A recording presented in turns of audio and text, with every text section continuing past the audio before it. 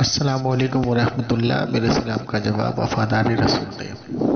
یہ ایک شخص تھا، اس کی ایک فیس بک پہ میں نے ای میل آئی ڈی دیکھی جس میں اس نے وسیلے کے تعلق سے، مدد کے تعلق سے اور محشر کے تعلق سے پوسٹیں کی ہوئی تھی۔ حالانکہ یہ تھوڑا بہک گیا ہے اہل حدیثوں میں، لیکن الحمدللہ اس کی اصلاح کی کوشش جاری ہے۔ اللہ ہدایت دینے والا ہے، آپ لوگ بھی دعا کریں۔ تو الحمدللہ اس سے بات کرنے کے بعد اس نے اپنے فیس بک سے پوسٹ تو ہٹائی ہے، لیکن مکمل ہدایت پہ آیا ہے یا نہیں آیا ہے ابھی اس کی تحقیق جاری ہے۔ آپ لوگ اس کے حق میں دعا کریں اور اس ریکارڈنگ کو زیادہ سے زیادہ شیئر کریں تاکہ لوگ اس کی طرح بہکے نہ، اور مجھے دعا میں یاد رکھیں۔ السلام علیکم۔ ہاں، تو میں یہ کہہ رہا تھا آپ سے کہ آپ نے جو اس حدیث سے استدلال کیا ہے کہ قیامت کے دن جو ہے کوئی کسی کی مدد نہیں کرے گا، تو کس محدث کس عالم نے یہ استدلال کر کے آپ کو بتایا ہے، ذرا بتائیں۔ لوگ جب سب لوگوں کے پاس جائیں گے، ابراہیم، موسیٰ، عیسیٰ، سب کے ہاں پاس سنیے نا جناب، بات سنیے نا۔ تو آپ کو کس عالم یا کس محدث نے یا کس صحابہ نے یہ استدلال کر کے بتایا ہے کہ اس حدیث کا معنی یہ ہے کہ کوئی کسی کی مدد نہیں کرے گا؟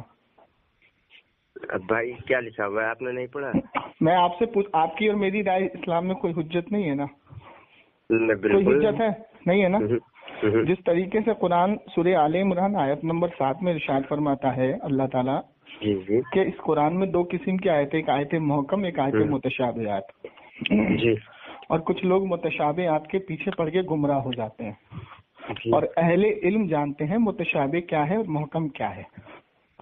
اسی طریقے سے حدیث میں بھی حدیث متشابہات ہوتی ہیں، معلوم ہے آپ کو؟ میں سمجھا دیتا ہوں، سنو نا جناب، بات تو سنو۔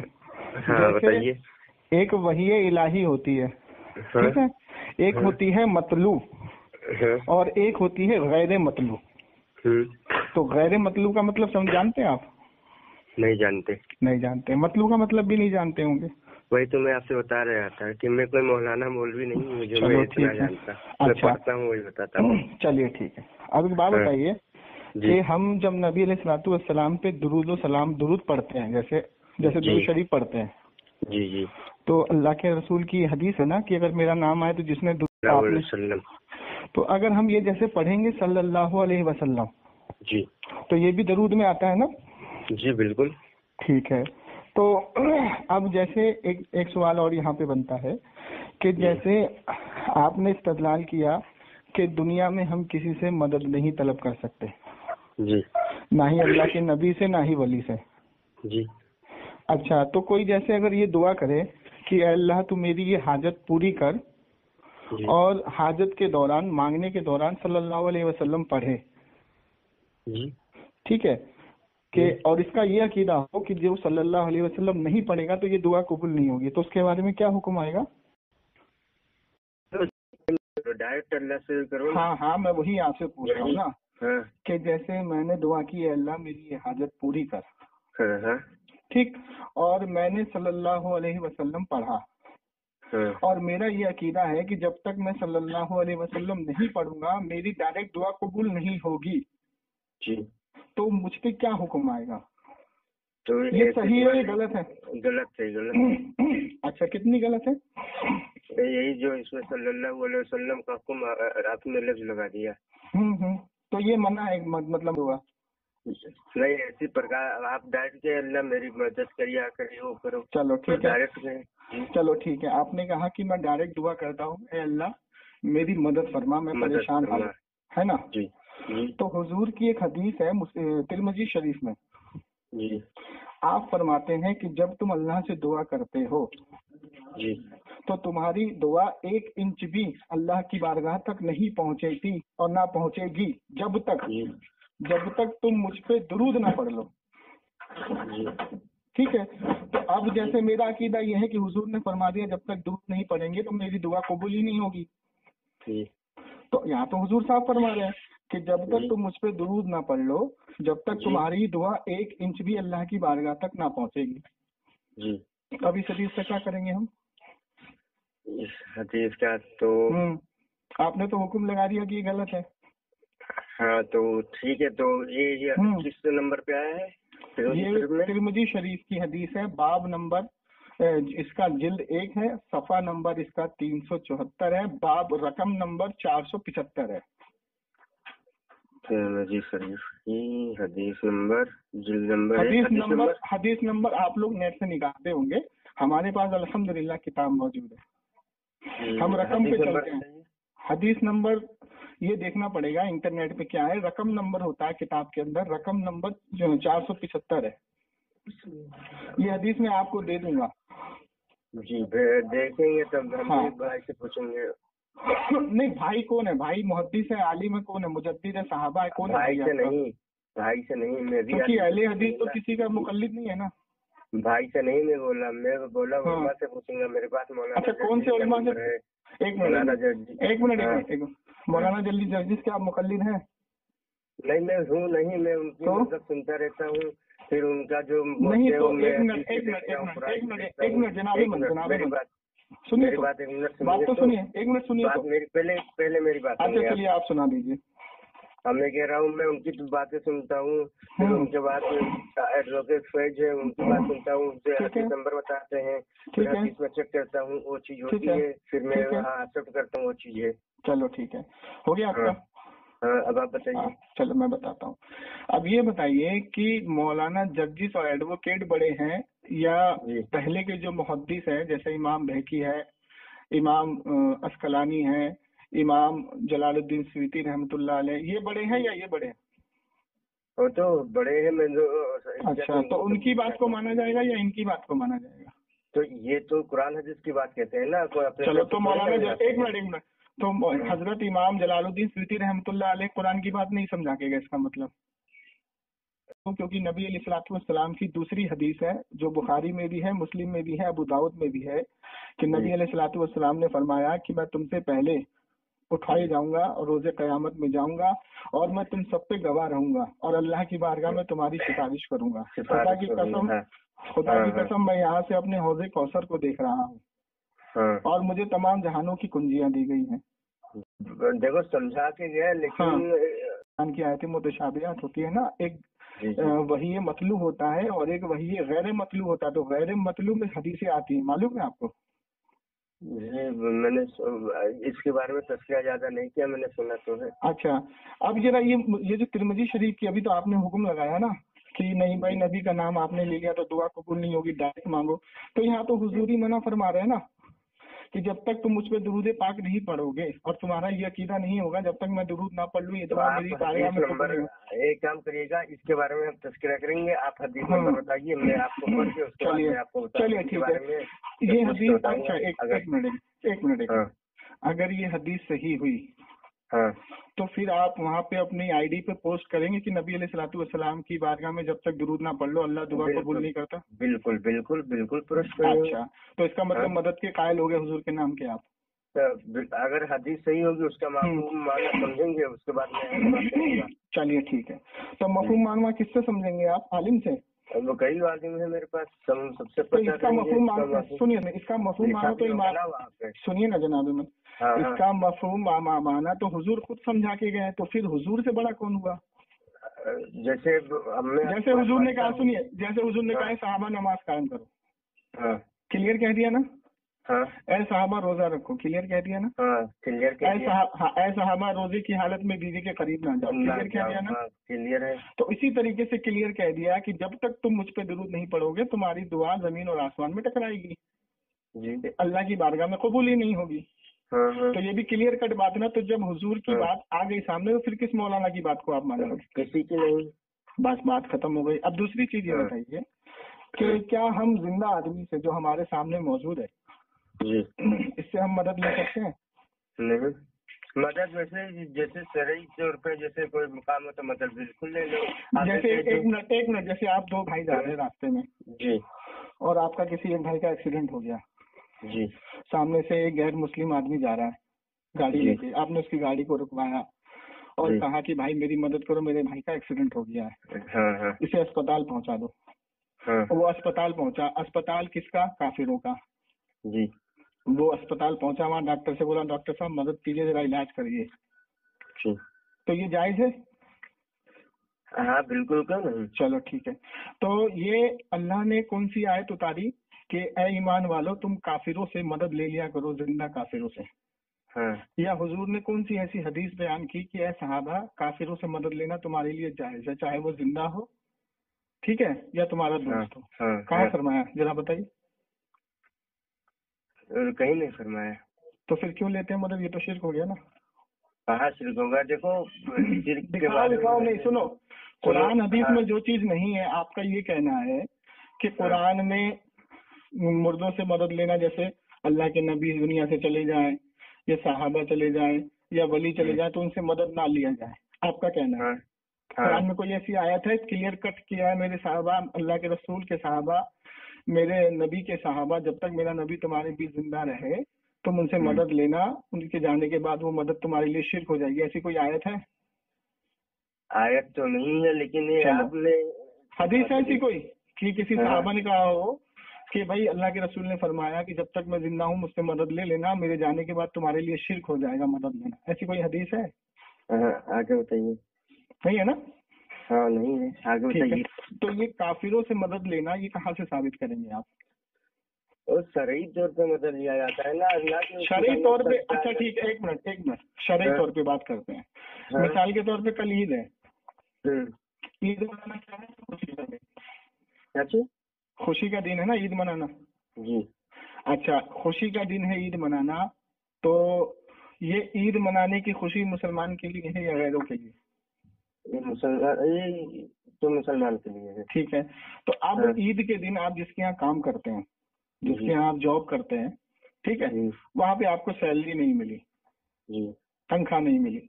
اب آپ کا کوئی دوست ہے غیر مسلم کا, یار میری مدد کر, کل عید کا دن ہے, بچوں کے کپڑے لانے, سیلری ملے گی میں تیرے کو دے دوں گا, اور آپ نے عید منا لی, تو اس سے مدد لینا جائز ہو جائے گا نا جائز ہوگا؟ جائز ہو جائے گا. جائز کیسے ہوگا؟ ذرا ایک آیت پڑھی ہے تو کہ کافروں سے مدد لے لیا کرو. آپ کے بتانے سے حجت نہیں ہوگا نا. اسلام میں دیکھو, ہاتھ برہانکم ان کنتم صادقین, اگر تم دل پکے سچے ہو, تمہارے پاس پختہ یقین ہے تو دلیل پیش کرو. جیسے میں آپ کو آیت دیتا ہوں, قرآن میں آیت ہے, اللہ تعالیٰ فرماتا ہے کیا کہتے ہیں کہ ایک منٹ رک جا, اہدنا صراط المستقیم صراط الذین انعمت علیہم غیر المغضوب علیہم ولا الضالین, کہ اے اللہ تو ہمیں ان کے راستے پہ چلا جس پر تیرا انعام نازل ہوا. ٹھیک ہے, تو انعام یافتہ لوگ کون ہیں؟ کون ہے آپ بتائیے. نبی ہیں, صحابہ ہیں,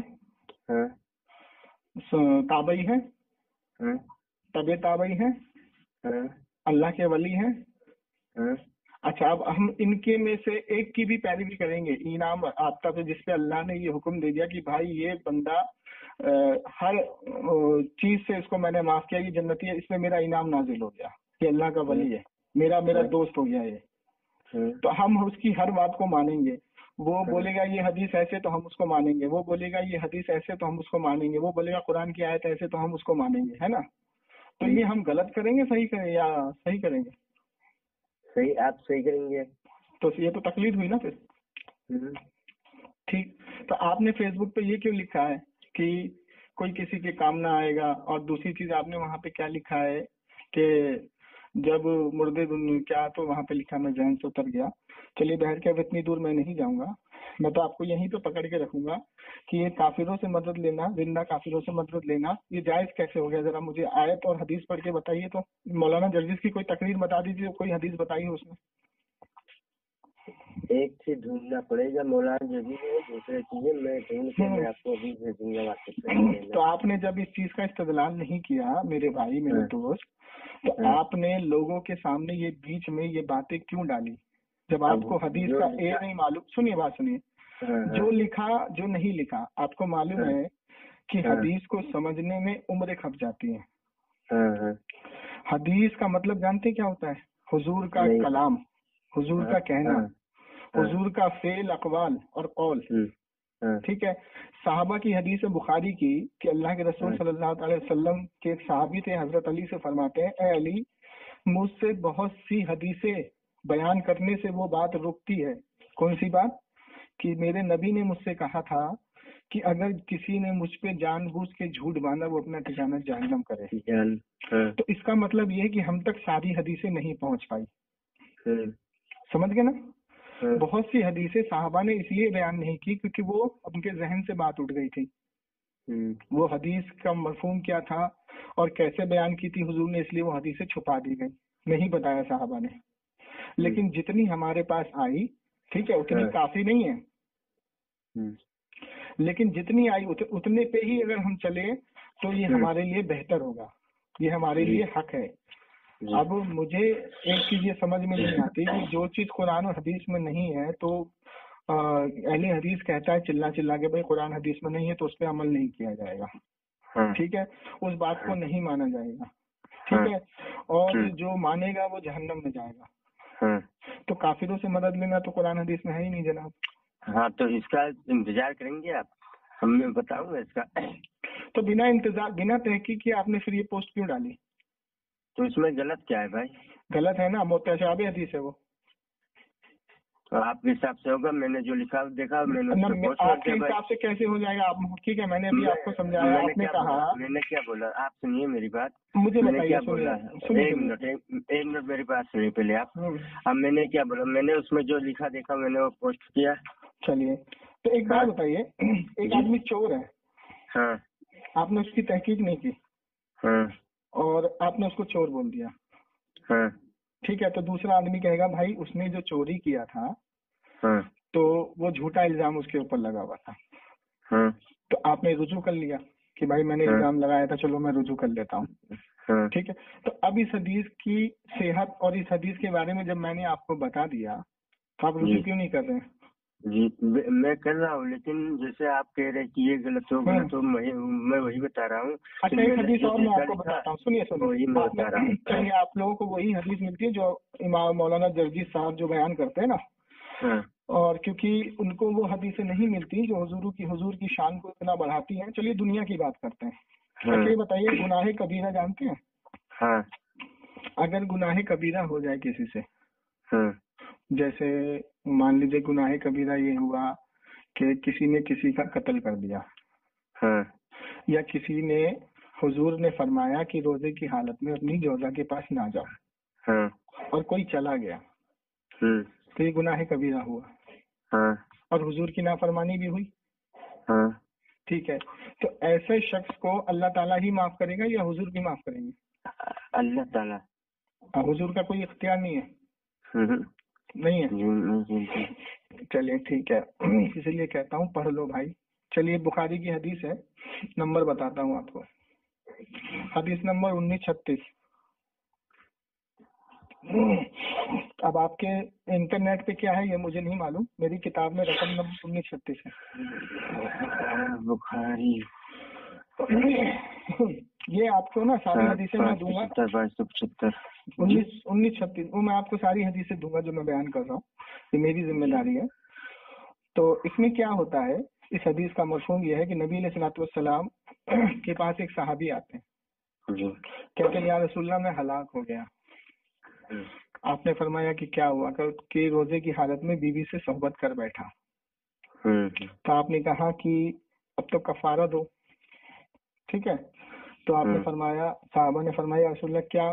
تو 70 فقیروں کو کھانا کھلاؤ.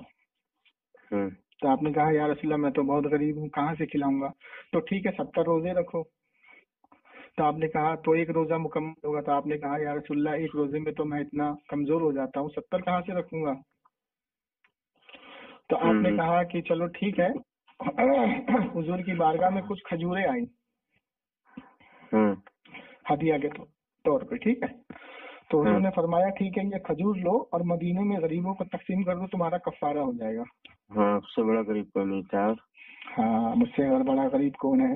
تو ٹھیک ہے اپنے گھر جاؤ اور اپنے تمام پریوار کے ساتھ اس کو کھا لو، تمہارا کفارہ ہو گیا. تو یہ گناہ کبیرہ بنا اللہ کی اجازت کے اللہ کے رسول نے معاف کیسے کر دیا؟ اب وہ نبی تھے، ان کی دعا قبول. ابھی تو آپ نے منع کیا تھا کہ نبی نہیں کر سکتے. اب آپ کو جب حدیث بتائی جاتی ہے تو آپ کہتے ہیں ہاں وہ نبی کا اختیار تھا. کیسے اختیار ہو گیا؟ نبی سے یہ معاف کر دیا، اگر آپ کوئی بڑا گناہ سے جرم کرے تو آپ تھوڑی نا معاف کر سکتے؟ تو یہ حدیث کیوں نہیں پوسٹ کیا آپ نے اپنے فیس بک پر کہ حضور کو یہ اختیار اللہ نے دیا ہے کہ حضور کسی کو چاہیں بخشوا سکتے ہیں؟ تب قیامت کے دن میں تو وہی بخشوا. تو یہ تو دنیا میں کفارے. ارے گناہ کبیرہ بھائی، گناہ کبیرہ کی بخشش اللہ کے رسول نے کیا صرف کھجور تقسیم کرنے پہ دے دی؟ اب سنیے.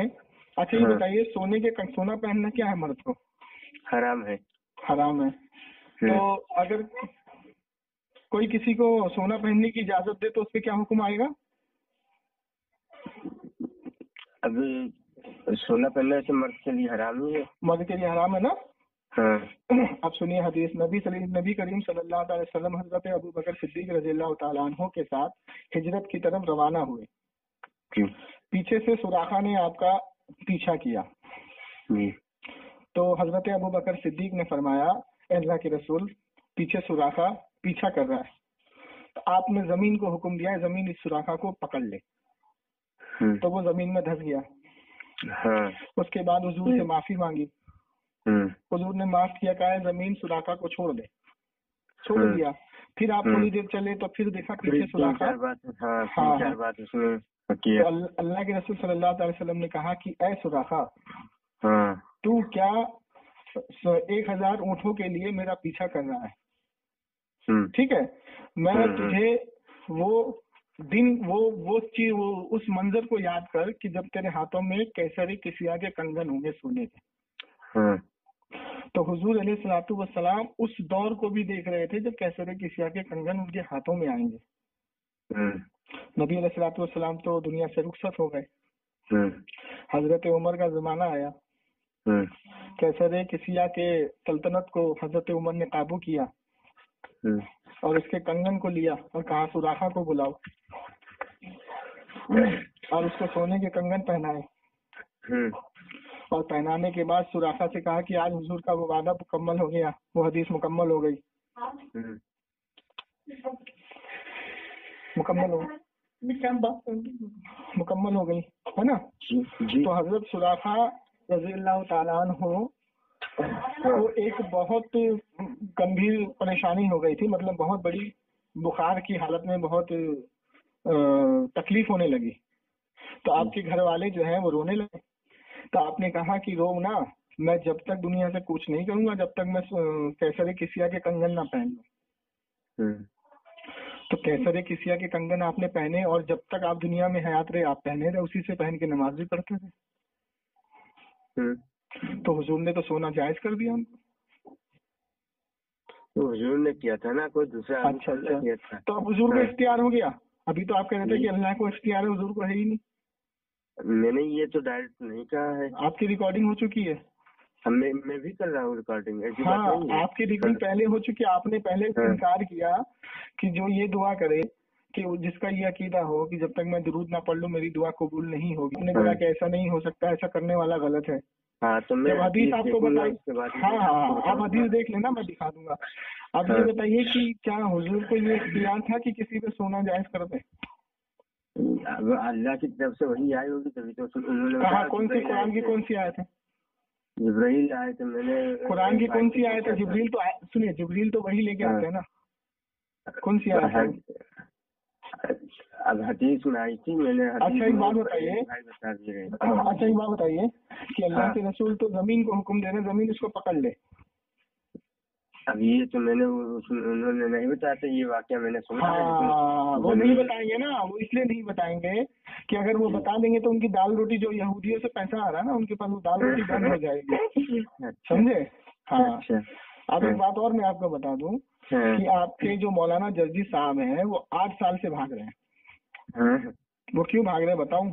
بتائیے. ہاں ابھی 2 سال پہلے کی بات ہے. وہ ممبئی میں انہوں نے بلایا تھا. ممبئی سے بھی وہ اپنے سالے کے یہاں ٹھہرے تھے. ٹھیک ہے. اور یہ بات باخدا سچ ہے، اگر میں جھوٹ بولوں تو اللہ تعالیٰ مجھے جہنم میں ڈالے. انہوں نے ایک بخاری کی حدیث پڑھی تھی اور وہ حدیث بخاری میں نہیں تھی. کون سی؟ اہل الحدیث کہ اللہ کے رسول نے فرمایا کہ گروہ ہمیشہ حق پر رہے گا، اصحاب الحدیث. تو ہم نے ان سے پوچھا کہ بھائی یہ حدیث کہاں ہے؟ تو بخاری میں. ٹھیک ہے. تو ہم نے کہا کہ اچھا بخاری میں تو اس کی شرح کس نے کی؟ کہا تم آ جاؤ ہم تم سے بات کر لیں گے سامنے سامنے بیٹھ کے. جی. ہم لوگ بخاری شریف لے کے پہنچے، جناب وہاں سے نکل گئے اور فون سوئچ آف کر دیا. اچھا یہ میں نے آپ سنیے تو. ہاں وہ ویڈیو ہے. فاروق خان اشرفی صاحب پوری ٹیم لے کے وہاں پہنچے تھے، وہ نکل گئے تھے.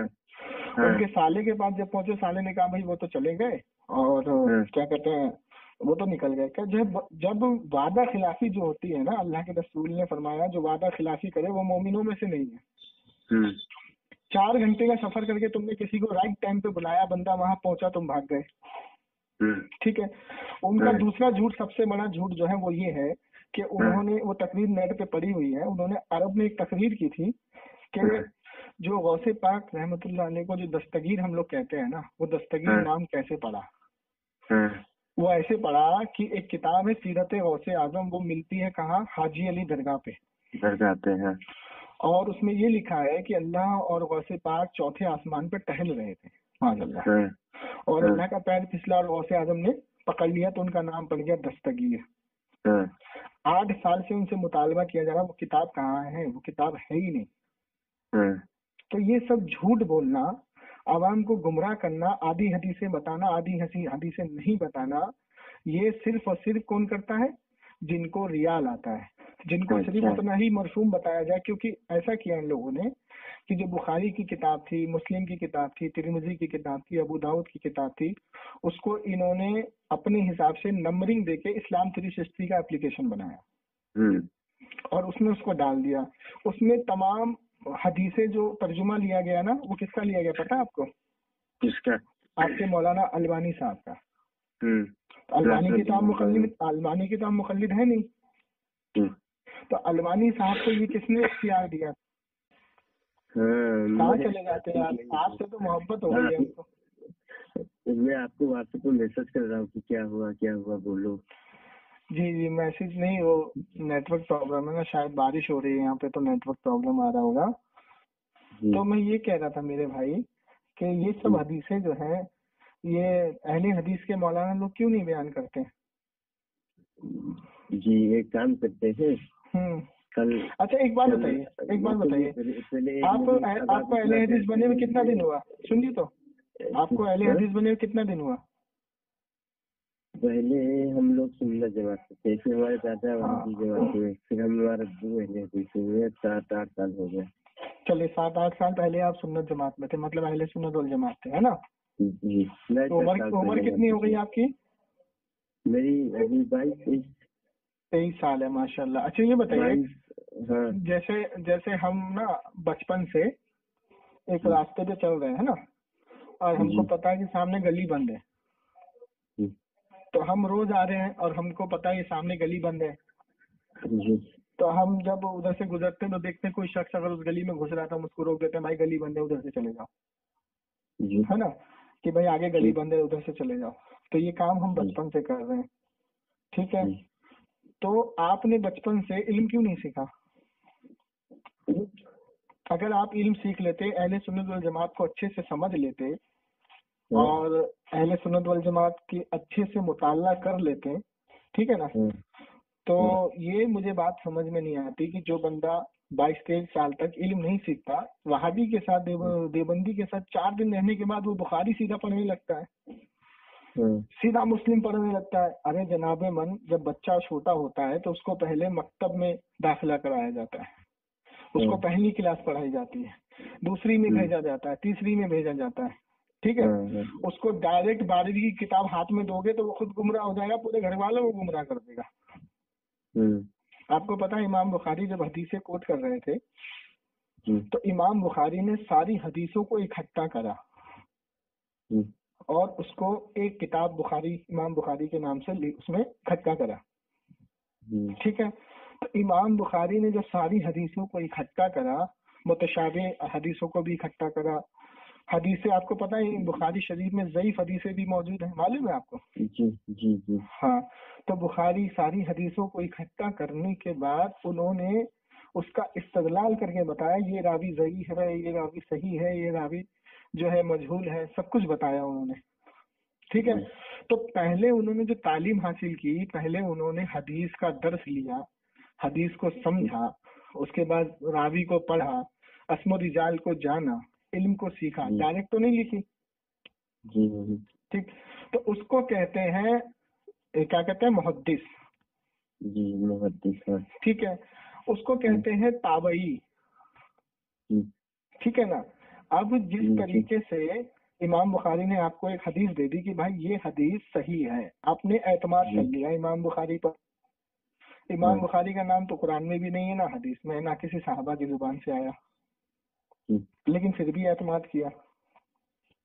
ٹھیک، تو یہ وہ لوگ ہیں جس کے بارے میں قرآن نے فرمایا اہدنا الصراط المستقیم، کہ ہمیں ان کے راستے بدلا جس پر تیرا انعام ہے. اب جس حدیث کو امام بخاری نے دوسرے طریقے سے سمجھایا، اگر آپ اس کو دوسرے طریقے سے سمجھیں گے تو غلطی کون کرے گا؟ امام بخاری یا آپ؟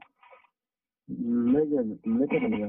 ہاں، اسی طریقے سے جب اس کی شرح لکھی گئی، فتح الباری امام بخاری شرح بخاری، فتح الباری شرح امام بخاری، امام حجر عسقلانی رحمۃ اللہ علیہ نے اس کی شرح لکھی حدیث کی. تو جس طریقے سے قرآن جب آپ پڑھتے ہیں، اگر آپ قرآن کی تفسیر کو نہیں پڑھیں گے، ٹھیک ہے، تو آپ کو یہ نہیں پتہ لگ پائے گا کہ یہ آیت آئی کیوں، کب آئی، کس لیے آئی، کیا پس منظر تھا اس کا آنے کا، اللہ نے کیوں اتاری. ٹھیک ہے، تو اسی طریقے سے حدیث کو سمجھنے کے لیے اسم و رجال جاننا پڑتا ہے. قرآن اور حدیث کو سمجھنے کے لیے عمر کھپانی پڑتی ہے. حدیث 49 قسم کی ہوتی ہے، معلوم ہے آپ کو؟ حدیث صحیح، حدیث ضعیف، حدیث غریب، حدیث حسن غریب، حدیث مسند مجہول، حدیث کیا کہتے ہیں مدارس حدیث، یہ 49 قسم ہوتے ہیں اس کے، 49. اب میں آپ سے یہ پوچھ لوں بھائی، حدیث جو ہے حسن غریب کیا ہوتی ہے، بتاؤ، آپ نہیں بتا پاؤ گے؟ جی میں بتاتا رہا ہوں، میں تو مولانا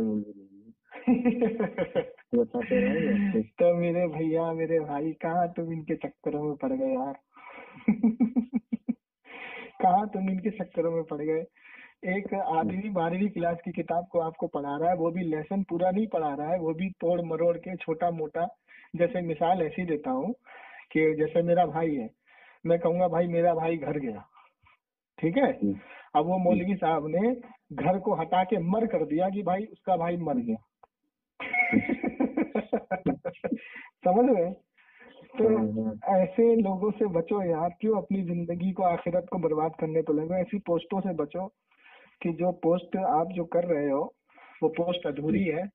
اس پوسٹ کا جو ہے اللہ کے رسول صلی اللہ تعالی وسلم نے دنیا میں جب ہمیں یہ بتا دیا کہ آخرت میں تم پہ گواہ رہوں گا، ٹھیک ہے، اور میں سفارش کروں گا. انالہا کا ورڈ آیا ہے عربی متن میں، اس کو پڑھو گے نا آپ، اس کے عربی متن میں انالہا آیا. انالہا کا معنی ہوتا ہے میں ہوں ہی، اسی لیے میں موجود ہوں. سارے انبیاء کہیں گے اذهبوا الی غیری، آپ کسی اور کے پاس جاؤ. ٹھیک، یہاں تک کہ عیسیٰ علیہ الصلوۃ والسلام اور حضرت ابراہیم علیہ الصلوۃ والسلام خود نبی کے پاس آئیں گے اپنی امت کے لیے، اور جنت میں 120 صفحے ہوں گی، اور حضور کے امت میں 80 صفحے آئیں گی. اب باقی کتنے انبیاء آئے ہیں بھائی؟ 1,24,000، اور ایک حدیث میں آیا ہے 2,24,000. 40 صفحے صرف اتنے سارے انبیاء کے لیے، اور ہمارے نبی کے لیے کتنا؟ 80 صفحے، 80 درجات. نبی علیہ الصلوۃ والسلام فرماتے ہیں کہ سب سے پہلے میں قبر سے اٹھوں گا قیامت میں، اور میں محشر کے میدان میں سب سے پہلے جاؤں گا. اس کی وجہ معلوم ہے کیا ہے؟ محدث نے کیا لیا ہے؟ بات بہت چھوٹی سی ہے کہ سب سے پہلے میں محشر کے میدان میں جاؤں گا. کتنی چھوٹی سی بات ہے نا. اب دیکھیے محدث کا استدلال یہ ہے کہ نبی علیہ الصلوۃ والسلام محشر کے میدان میں اس لیے سب سے پہلے جائیں گے کہ اس لیے کہ اگر بندہ، جیسے آپ کوئی سفر کر رہے ہیں اور کہیں نئی جگہ پہ آپ جا رہے ہیں، تو آپ کے ذہن میں یہ بات ہوتی ہے کہ بھائی میں نئی جگہ پہ جاؤں گا، وہاں کوئی میرا جاننے والا نہیں ہے، پہچاننے والا نہیں ہے نا. تو اگر اس جگہ پہ آپ کا کوئی جاننے پہچاننے والا مل جائے تو کتنی خوشی ہوتی ہے، آپ کی ہمت بنتی ہے. تو نبی علیہ الصلوۃ والسلام کو دیکھ کے ہماری ہمت بنے گی. اور اللہ کے رسول صلی اللہ علیہ وسلم جب روز قیامت میں اللہ سے سفارش کے لیے کھڑے ہوں گے نا، تو اللہ تبارک و تعالیٰ فرمائے گا اے نبی میں ان کو بھی دیکھ رہا ہوں جو آپ کے ساتھ کھڑے ہیں، اور میں ان کو بھی دیکھ رہا ہوں جس کو آپ نے اپنے دامن میں چھپایا ہوا ہے. اللہ کے رسول کو تو معلوم ہے نا کہ اللہ سے کچھ چیز چھپ نہیں سکتی، پھر بھی اپنے دامن میں کیوں چھپانے کا مطلب یہ ہے کہ حضور کے دامن میں جو آ گیا جہنم اس پہ حرام ہو جائے گی. سمجھ گئے بات کو؟ تو اسی لیے حضور سے سچی پکی محبت کرو، اور یہ کبھی نہیں کہنا کہ نبی علیہ الصلوۃ والسلام ہماری مدد نہیں کر سکتے. نبی علیہ الصلوۃ والسلام کی حدیث مبارکہ موجود ہے کہ پیر کے دن تم مجھ پہ کثرت سے درود و سلام پڑھا کرو. کیوں؟ کیونکہ جب تمہارے نامہ اعمال پیر کے دن مجھ پہ پیش کیے جاتے ہیں تو جو نیک ہوتا ہے میں خوش ہوتا ہوں، اور جو گناہگار ہوتا ہے میں اس کے لیے دعا کرتا ہوں. اور پیر کا روزہ صحابہ بھی رکھتے تھے، ٹھیک ہے، حضور بھی رکھتے تھے. حضور نے فرمایا اس دن میں پیدا ہوا تھا اس لیے پیر کا روزہ رکھتا ہوں. اور ایک اور حدیث میرے ذہن میں نہیں ہے، تو میرے ذہن میں نہیں ہے تو میں اس کو بیان نہیں کروں گا، وہ بھی بہت معتبر حدیث ہے، میں اس کو بیان نہیں کروں گا. جو ذہن میں نہیں اس کو بیان نہیں کرنا چاہیے. تو کون سی حدیث ہے، کون سے صفحے پہ ہے، حدیث یاد ہے لیکن کون سے صفحے پہ ہے، کون سی کتاب ہے میرے ذہن میں نہیں، میں بیان نہیں کروں گا آپ کے سامنے. تو بھائی کہنے کا مطلب یہ ہے کہ جب قرآن میں کوئی کلیئر کٹ آیت نہیں ہے کہ میرے نبی جب تک دنیا میں موجود ہو، اے ایمان والو میرے اللہ کے رسول کے صحابہ تم ان سے مدد لینا، اور دنیا سے چلے جائیں تو مدد لینا تمہارے لیے حرام ہو جائے گا. سورہ نساء آیت نمبر 64 میں اللہ تعالیٰ فرماتا ہے کہ جب تم اپنی جانوں پہ ظلم کر بیٹھو، یعنی گناہ کبیرہ کر بیٹھو، تو میرے نبی کی بارگاہ میں حاضر ہو جاؤ، اور تم اور میرا نبی اگر دعا کرے تو اللہ کو بہتر بخشنے والا پاؤ گے. ٹھیک ہے، تو اب یہ آیت کا جو سورہ نساء آیت نمبر 64 میں اس آیت کو کیسے لوگے آپ گناہ کبیرہ کر بیٹھے، تو سورہ نساء میں تو اللہ فرما رہا ہے میرے نبی کی طرف رجوع کرو، میرے نبی کی بارگاہ میں آ جاؤ. کیا کرو گے؟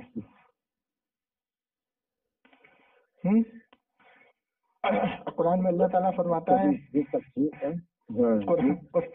قرآن تعالیٰ فرماتا ہے میں بھی مدد لیتا ہوں. تمام فرشتے سے مدد لیتے ہیں اللہ تعالیٰ، سب تمام فرشتوں کو حکم دیتے ہیں بھائی جا بارش برساؤ، جا اس کی روح قبض کرو، جا اس کو اٹھاؤ، سوال جواب کرو قبر میں. تو اللہ ان سب کا محتاج تو نہیں ہے نا؟ نہیں ہے نا؟ تو اللہ تعالیٰ نے جو نظام بنایا ہے اس پہ قائم رہو اور اللہ کا شکر ادا کرو، اور یہ سب پوسٹیں فیس بک پہ نہ کرو. آپ جب کسی چیز کو نہیں جانتے، ہاں آپ کیا پوسٹ کرو میں بتاتا ہوں. آپ نماز کے فرض پوسٹ کرو، سنت پوسٹ کرو، واجب پوسٹ کرو، ٹھیک ہے. جھوٹ بولنا، غیبت کرنا غلط بات ہے، اس سے بچو، یہ پوسٹ کرو، ٹھیک ہے. اپنی بیوی کے ساتھ حسن سلوک کرو، یہ پوسٹ کرو. اپنے بچوں کے ساتھ حسن سلوک کرو، یہ پوسٹ کرو. اپنے بچوں کو دینی تعلیم دو، یہ پوسٹ کرو، ٹھیک ہے. اور کسی سے پڑوسی کے ساتھ حسن سلوک کرو، یہ پوسٹ کرو، ٹھیک ہے. زکوٰۃ دو، زکوٰۃ دینا فرض ہے، قرآن کی آیت پوسٹ کرو. فطرہ نکالنا ہر انسان پہ ضروری ہے، وہ پوسٹ کرو. تو جس چیز کے بارے میں مکمل معلوم ہو وہ پوسٹ کرو میرے بھائی. حدیث کے چکر میں، اور حدیث جب تک آپ کے پاس نامکمل اس کا علم ہو اس کو پوسٹ مت کرو. میرا یہ سمجھانے کا مطلب تھا. میں آپ کو جانتا نہیں آپ کون ہو، کہاں رہتے ہو، میں نے آپ کو کال کیا. سلمان بھائی کا فوٹو دیکھا، پھر میں نے کیا نام اٹھایا یار سلمان بھائی یہ تو ہے. ہاں تو مجھے کسی نے آپ کا نمبر دیا کہ بھائی یہ بہت بندہ جو ہے گمراہ ہو چکا ہے، ذرا اس کو سمجھائیے کہیں ایسا نہ ہو کہ آخرت خراب کر بیٹھے. تو آپ کو اگر کسی بھی مسئلے میں کسی حدیث کے بارے میں، قرآن کی آیت کے بارے میں اگر پوچھنا ہے، معلومات کرنی ہے، تو ہمارے پاس ساری کتابیں موجود ہیں محدث کی، ٹھیک ہے. تو ہم ہر عالم کو، آج کی تاریخ میں جتنے عالم ہیں نا، جتنے عالم گھوم رہے ہیں نا، عالم وہی کتاب پڑھ کر کے آپ کو استدلال کر کے بتاتے ہیں. اب جیسے میں ایک حدیث بتاتا ہوں، نمبر ہے اس کا شاید غالباً حدیث نمبر 142 بخاری شریف، 42 43 44 تین ہی نمبر میں ہوگا وہ. حدیث کیا ہے کہ جب تم استنجا کرو تو مشرق کی طرف منہ کرو، قبلے کی طرف رخ نہ کرو، مشرق کی طرف استنجا کرو، ٹھیک ہے. اب یہ حدیث مکے کی ہے. اب آپ مدینے جاؤ گے نا، تو مدینے میں اگر آپ نے مشرق کی طرف منہ کرا تو مشرق کی طرف قبلہ ہے، تو اس حدیث پہ عمل نہیں کرو گے. ہر حدیث پہ عمل نہیں ہوتا ہے. اب جتنی سیاہ ستہ کی حدیث ہے، سنو، بخاری، مسلم، ترمذی، ابو داؤد، جتنی سیاہ ستہ کی حدیث ہے نا، ایک حدیث بیٹھ کے استنجا کرنے کی نہیں ہے. صحیح ہے ہی نہیں سیاہ ستہ میں کہ بیٹھ کے استنجا کیسے کیا جائے.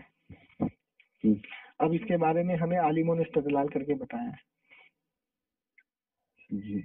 تو اب کیسے، اب قرآن میں نہیں، جو چیز کو حدیث میں نہیں ملے گی تو عمل نہیں کرو گے اس پہ. ہمیں عالموں کے قول کو لینا پڑے گا. لیکن عالم کون؟ جو ہمیں کوئی چیز چھپا کے نہ بتائے، جو جھوٹ نہ بولے. ٹھیک ہے. اب یہ بتائیے، سعودی عرب میں سنیما ہال کھل گیا، سعودی عرب میں فلموں کی شوٹنگ شروع ہو گئی، فوٹو شوٹ شروع ہو گئی. طلبانی کو جانتے ہیں آپ؟ طلبانی نے مدینے میں 15 سال امامت کی.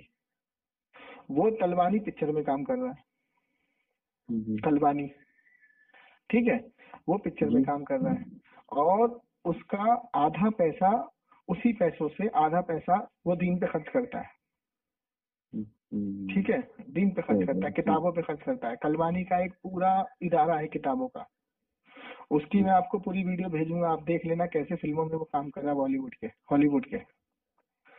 اب مجھے آپ ایک بات بتائیے کہ جو شخص اس حرام چیز کو اور اس نجاست چیز کو پھیلا رہا ہے، اس کے بارے میں نہ مولانا جرجس تقریر کرتا ہے، نہ ربانی تقریر کرتا ہے، نہ توصیف الرحمان کرتا ہے، نہ ایڈوکیٹ فیض کرتا ہے. اس کا مقصد کیا ہے؟ کیوں نہیں کرتے یہ لوگ؟ اگر انہوں نے تقریر کری نا تو ان کو ریال آنے بند ہو جائیں گے. بھائی تم تو مولوی ہو نا یار، جو حق ہے تو حق بیان کرو گے کہ نہیں کرو گے؟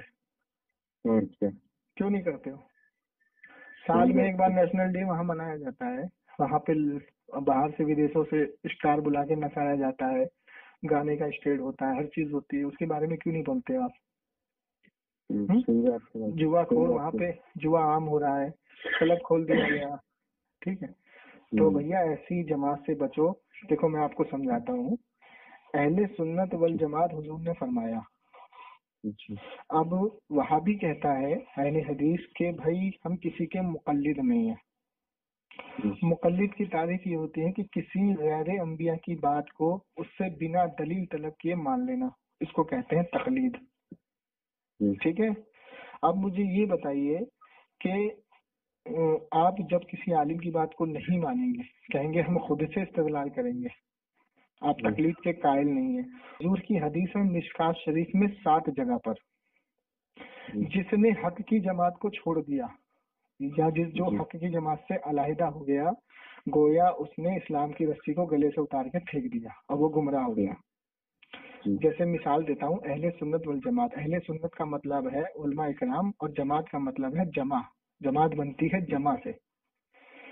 جیسے مسجد میں نماز پڑھ رہے ہیں، امام کے پیچھے جتنے مقتدی ہیں ان کا امام کے اوپر ایمان ہے کہ بھائی امام درست ہے، تو یہ بن گئی جماعت. اس میں سے اگر ایک شخص نکل جائے میں اس کے پیچھے نماز نہیں پڑھوں گا، تو اس نے جماعت کو چھوڑ دیا، نکل گیا. اب جب وہ نماز پڑھے گا، اگر اس نے بنا وجہ امام کے پیچھے نماز پڑھنے سے منع کیا، بنا وجہ، ٹھیک ہے، تو گویا وہ جماعت سے نکل گیا. ٹھیک ہے، جماعت سے نکل گیا تو اس کو جماعت کا ثواب نہیں ملا. اب وہ پھر بھی کہے کہ بھائی میں نے جماعت سے نماز پڑھی ہے، تو وہ پھر جاہل ہے. تو اہل سنت والجماعت ہوتی ہے جمع سے. تو ہمیں کیا کرنا ہے؟ ہمیں صحابہ، تابعی، تبع تابعی، محدث، عالم، اللہ کے ولی، ان کو مضبوطی سے تھام کے چلنا ہے، ان کو چھوڑنا نہیں ہے. کیونکہ دیکھو مسائل میں اختلاف ہے. امام شافعی کا امام ابو حنیفہ سے اختلاف ہے مسائل میں، ٹھیک، اور امام مالک کا امام شافعی سے اختلاف ہے، لیکن عقیدے میں اختلاف نہیں ہے. اور مین چیز ہے عقیدہ. عقیدے میں یہ پوری جماعت ایک ہے. سمجھ رہے ہیں؟ تو جناب من یہ نمبر آپ سیو کر لیں میرا، اور کبھی اگر کوئی دقت پریشانی آپ کو ہو مجھے کال کر لیں. اور آپ کبھی یہ چیز زبان پہ نہ لائیں کہ بھائی ہم نبی علیہ الصلوۃ والسلام سے مدد نہیں لے سکتے، غیر اللہ سے مدد لینا حرام ہو جائے گا. ارے غیر اللہ سے مدد تو ہمارے نبی نے خود لی ہے موسیٰ علیہ الصلوۃ والسلام سے. سنت رسول ہے، ابھی ثابت کر دوں گا میں. جب نبی علیہ السلام معراج شب پہ گئے تھے تو جب آپ کو 50 وقت کی نماز ملی تھی، تو جب دنیا سے کوئی چلا جاتا ہے تو وہ کسی کی مدد کر سکتا ہے؟ آپ کا کہنا ہے نہیں۔ تو نبی دنیا سے جانے کے بعد معجزہ کر سکتا ہے؟ تو اہل حدیث کا کہنا ہے نہیں۔ تو نبی علیہ السلام جب واپس آئے تو موسیٰ علیہ السلام نے چوتھے آسمان پہ روکا، کہا اے اللہ کے رسول، میرے پیارے نبی، یہ بتائیے کہ آپ امت کے لیے کیا لے جا رہے ہیں؟ تو 50 وقت کی نماز آپ کی امت نہیں کر پائے گی، واپس جائیے، اس کو بخشوائیے، کم کریے۔ تو اللہ کے رسول نے تو نہیں کہا کہ موسیٰ تم تو دنیا سے چلے گئے، میں تمہاری مدد کیوں لوں گا؟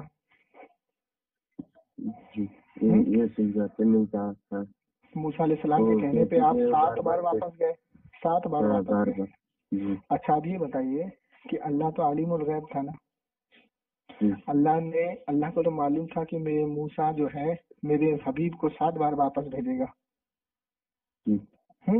اب امام جعفر صادق رضی اللہ تعالیٰ عنہ لکھتے ہیں کہ سر لا مقام سے طلب ہوئی سوئے منتہا وہ چلے نبی، کوئی حد ہے ان کے عروج کی، بلغ العلا کمالی۔ کہ سر لا مقام مطلب جس کا کوئی مقام نہیں، اللہ کا کوئی مقام نہیں ہے، وہاں تک گئے نبی۔ اب چوتھے آسمان پہ آنے کے بعد 7 بار دوبارہ لا مقام تک گئے۔ تو اللہ نے بار بار بلایا 7 بار، اللہ نے ایک بار میں فیصلہ کیوں نہیں کیا؟ وہ تو عالم الغیب تھا۔ اب کوئی کل کو جاہل تم سے یہ کہہ دے کہ بھئی اللہ کو علم غیب نہیں ہے، اللہ عالم الغیب نہیں ہے، کیونکہ انہوں نے حضور کو 7 بار بلایا۔ ہاں تو یہ جاہلانہ باتیں ہیں، ٹھیک ہے؟ تو میرے نبی کی سنت ہے انبیاء علیہ السلام سے مدد لینا۔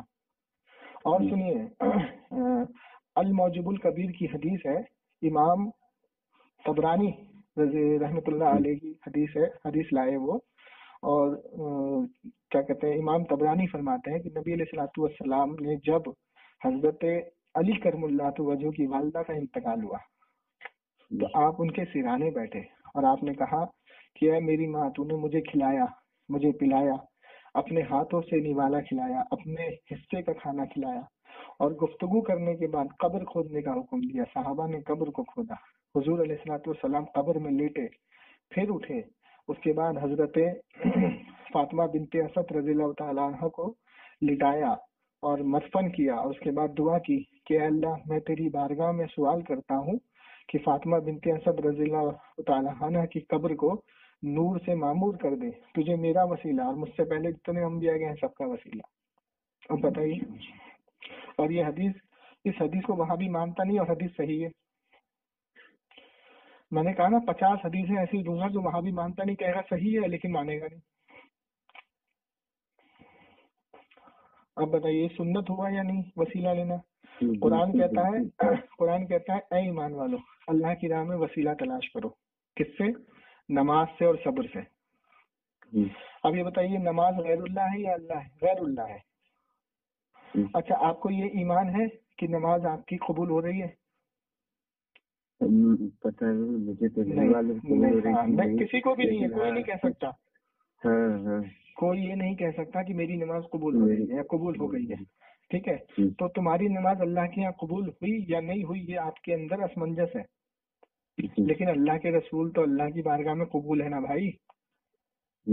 تو جب صبرت سے نماز سے تم وسیلہ لے رہے ہو، جو قبول ہے یا نہیں یہ تمہارے اندر اسمنجس ہے، اور جو اللہ کی راہ میں قبول ہے، اللہ کی بارگاہ میں قبول ہے، اس کا وسیلہ حرام کیسے ہو گیا بھائی؟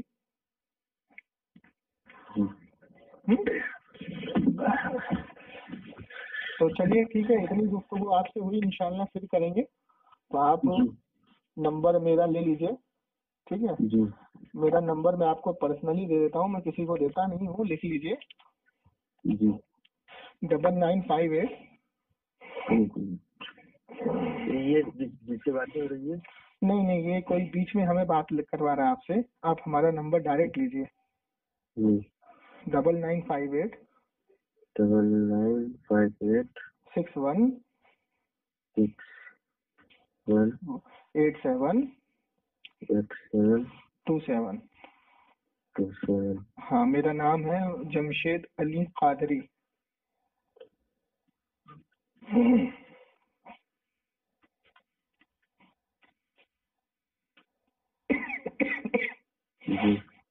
ٹھیک ہے بھائی جان، رکھوں پھر میں؟ تو یہ تمام جو پوسٹ آپ نے کی ہے آپ سے واٹس ایپ پہ بات کریں گے. ہاں یہ جو پوسٹیں آپ نے کی ہیں تو للہ کرم اس سب کو ہٹائیے وہاں سے اور وہ پوسٹ کیجیے جو میں نے آپ کو بتایا. جی ٹھیک ہے چلیے ٹھیک ہے رکھیے.